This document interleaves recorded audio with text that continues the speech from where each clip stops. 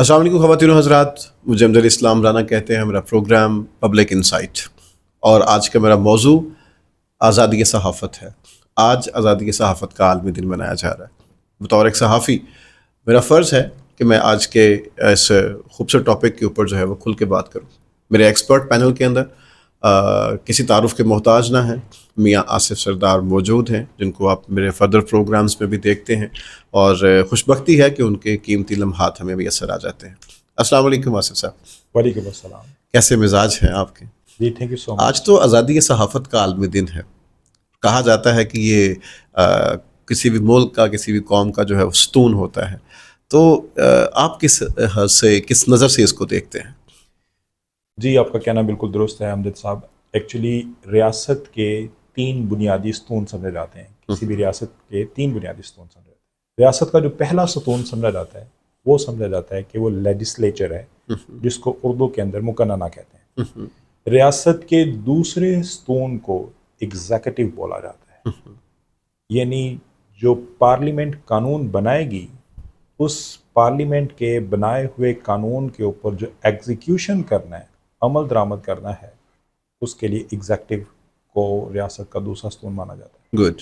ریاست کے تیسرا ستون جوڈیشری مانا جاتا ہے کہ اگر آپ کو ریاست کے قوانین کی کہیں پہ عمل درآمد کروانی ہے اور کہیں پہ بھی آپ کو کوئی لیکونہ فیل ہو رہا ہے، تو آپ پھر عدالتوں کا رخ کر سکتے ہیں۔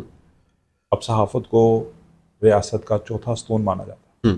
یہ چوتھا ستون وہ ستون ہے جو ریاست کے باقی تینوں ستونوں کو سپورٹ کرتا ہے، اس کو ہیلپ کرتا ہے۔ یہ پارلیمنٹ کو سپورٹ کر رہا ہوتا ہے، یہ ایگزیکٹو کو سپورٹ کر رہا ہوتا ہے، اور بڑی حد تک جو جوڈیشل ریٹ کو قائم کرنے کے اندر یہ اپنا کردار ادا کر رہا ہوتا ہے۔ تو اگر اس کو ریاست کا چوتھا قانون کہا جاتا ہے، ستون کہا جاتا ہے، تو بالکل صحیح سمجھا جاتا ہے کہ یہ ریاست کا چوتھا ستون ہے۔ یہ ریاست کا چوتھا ستون بھی ہے، عوام کی آواز بھی ہے، اور عوام کی عدالت بھی ہے۔ سر، اس کے جو فنکشنز ہوتے ہیں صحافت کو لے کے، یا اسے ہم میڈیا لینگویج بولتے ہیں، اس کو میڈیا کے جو فنکشنز ہیں، sir how to operate it, اس کے کیا لاز ہوتے ہیں، اور یہ کیسے ہونا چاہیے بیسیکلی؟ امجد صاحب، ایسا ہے کہ میڈیا کے بنیادی طور پہ 3 فنکشن ہوتے ہیں۔ اس کا پہلا فنکشن کیا ہے؟ To inform. اس کا دوسرا فنکشن کیا ہے؟ To educate. اور اس کا تیسرا جو فنکشن ہے وہ کیا ہے؟ To entertain. تو یہ آپ کو انفارمیشن دینے کا کام بھی کر رہا ہوتا ہے، آپ کو اویئرنیس اور ایجوکیشن دینے کا کام بھی کر رہا ہوتا ہے، اور بیسائڈس یہ آپ کی انٹرٹینمنٹ کے لیے بھی کام کر رہا ہوتا ہے۔ تو اگر میڈیا کے فنکشنز کو بنیادی طور پہ دیکھا جائے تو 3 فنکشنز ہوتے ہیں: to inform, to entertain and to educate. Well good. اور صحافت کو جو ہے وہ ایک ہمارے لیے یہ بھی کہا جاتا ہے کہ یہ 2 دھاری تلوار ہے۔ یہ جو ہے اس کا بڑا ایک اہم رول ہوتا ہے۔ یہ کسی وقت کسی اینگل میں بیٹھتا ہے، کبھی کسی اینگل میں بیٹھتا ہے۔ آپ کا یہ کہنا بالکل درست ہے۔ میڈیا کو ڈبل ایجڈ سورڈ کہا جاتا ہے۔ اب اس بات کی انڈرسٹینڈنگ کے لیے ایک آپ تھیوری کے اپنے سامنے رکھیں۔ ایک تھیوری ہے جس تھیوری کو کہا جاتا ہے میجک بلٹ تھیوری۔ صحیح۔ اور اس کو ٹرکل ڈاؤن ایفیکٹس بھی سمجھا جاتا ہے۔ یہ میجک بلٹ تھیوری کیا کہتی ہے کہ میڈیا کیسے کام کرتا ہے؟ میڈیا اس طریقے سے کام کرتا ہے کہ پہلے یہ آپ کی تھاٹس کو انفلوئنس کرتا ہے، پھر یہ آپ کے ایموشنز کو انفلوئنس کرتا ہے، پھر یہ آپ کے آئیڈیاز کو انفلوئنس کرتا ہے، پھر الٹیمیٹلی آپ کے ایکشنز کو انفلوئنس کرتا ہے، اور وہی بعد میں جا کے آپ کا کریکٹر بنتا ہے۔ تو یہ تھیوری کیا کہتی ہے؟ یہ تھیوری یہ کہتی ہے کہ جو آپ سوچتے ہیں، ایکچولی وہ نہیں سوچتے جو آپ سوچ رہے ہیں، آپ وہی سوچتے ہیں جو میڈیا چاہے کہ آپ سوچیں۔ آپ کی اوپینین کو شیپ میڈیا کرتا ہے۔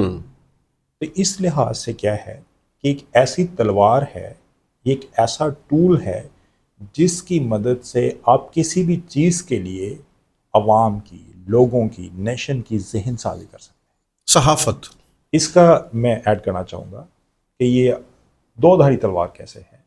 اس کی دوسری سائڈ کو دیکھیں۔ اس کے لیے اس کے مد مقابل جو دوسری تھیوری ہے وہ ہے گریٹیفیکیشن اپروچ۔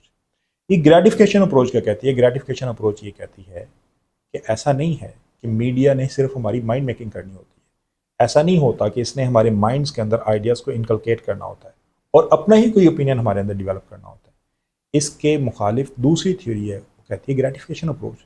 یہ گریٹیفیکیشن اپروچ کیا کہتی ہے کہ انسان بنیادی طور پہ کیا ہے، انکویزیٹیو ہے، وہ اپنے ارد گرد چیزوں کو جاننا چاہتا ہے، وہ انفارمیشن چاہتا ہے.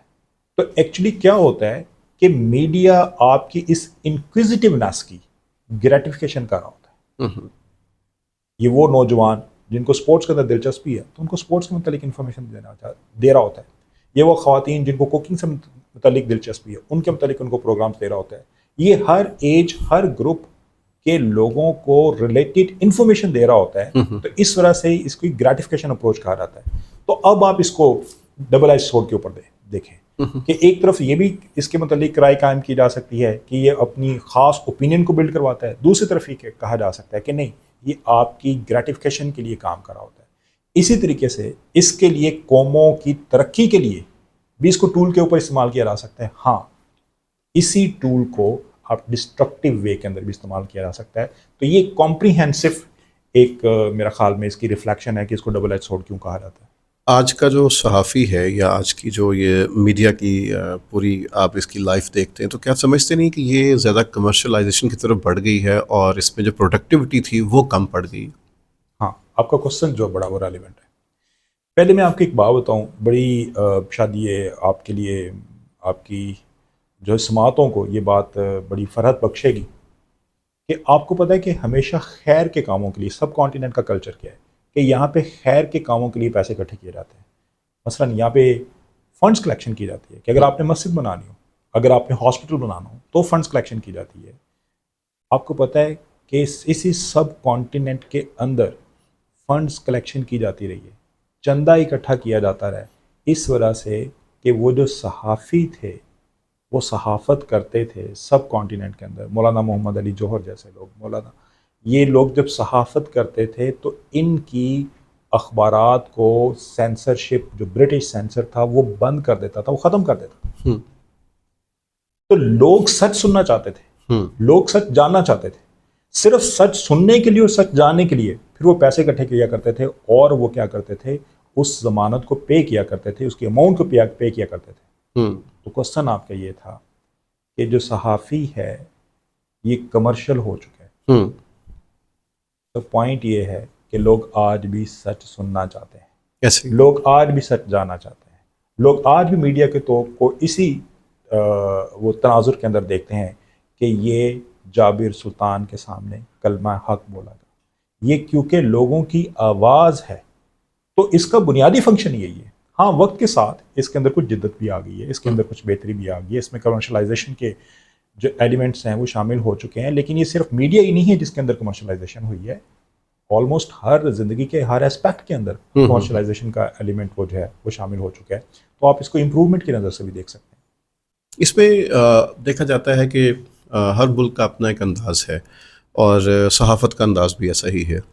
اب ویسٹرن کنٹریز کو اٹھا کے دیکھ لیں تو وہاں پہ آپ کو صحافت جو ہے نا وہ بڑی کیلکولیٹڈ سی ملتی ہے. وہ اپنے ملک کی جو اندرونی قسم کی گفتگو ہوتی ہے یا اندرونی معاملات ہوتے ہیں وہ ان کو بریکنگ نیوز بنا کے اپنے ٹی وی چینلز کے اوپر نہیں لے کے آتے.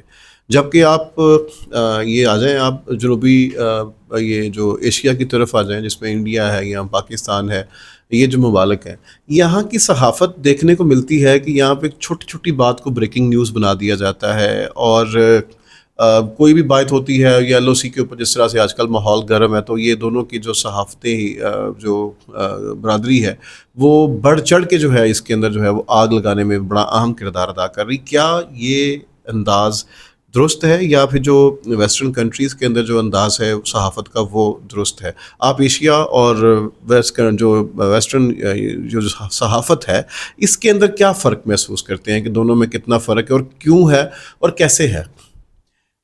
بڑا ریلیونٹ آپ کا کوسچن ہے، پرٹیننٹ کوسچن ہے اور اٹ نیڈ سم ڈیٹیلز. لیکن ذرا آپ چیز کو انڈرسٹینڈ کرنے کی کوشش کیجیے گا. سر کوسچن یہ ہے کہ صحافی کیا رسپانسبل اپنا رول ادا کر رہا ہے سب کانٹیننٹ کے اندر یا رسپانسبل رول ادا کر رہا ہے ویسٹرن کے اندر؟ Sir it all comes in to the domain of professionalism. Sir professionalism, صحافت کے بھی کچھ کوڈ آف کنڈکٹ ہیں، اس کی بھی صحافتی بھی کوئی ویلیوز ہیں.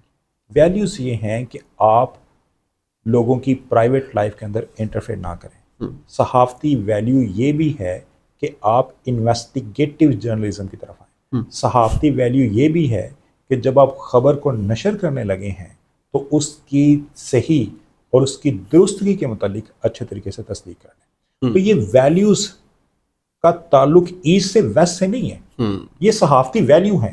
ان ویلیوز کو نہ صرف ایسٹ کے اندر فالو کیا جانا چاہیے بلکہ ویسٹ کے اندر فالو کیا جانا چاہیے. اچھا صحافی ہمیشہ ان ویلیوز کو فالو کرتا ہے.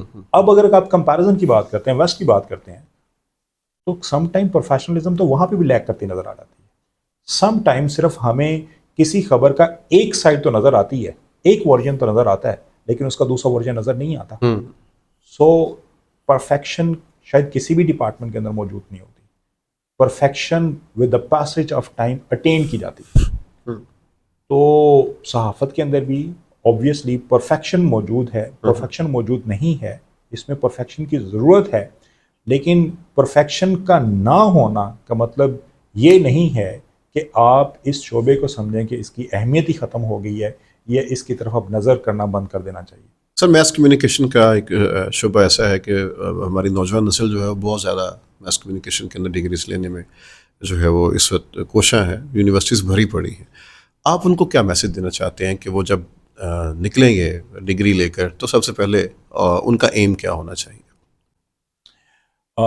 اگین یہ ایک بڑا کریئر کاؤنسلنگ سے ریلیٹڈ کوسچن ہے, اور سر پوائنٹ یہ ہے, جب آپ نے ڈگری کی اگر بات کر رہے ہیں کہ صحافتی ڈگری لینی چاہیے یا نہیں لینی چاہیے, امجد بھائی میرے ناقص خیال کے اندر ڈگری سے زیادہ ڈگری کرنے والا امپورٹنٹ ہوتا ہے.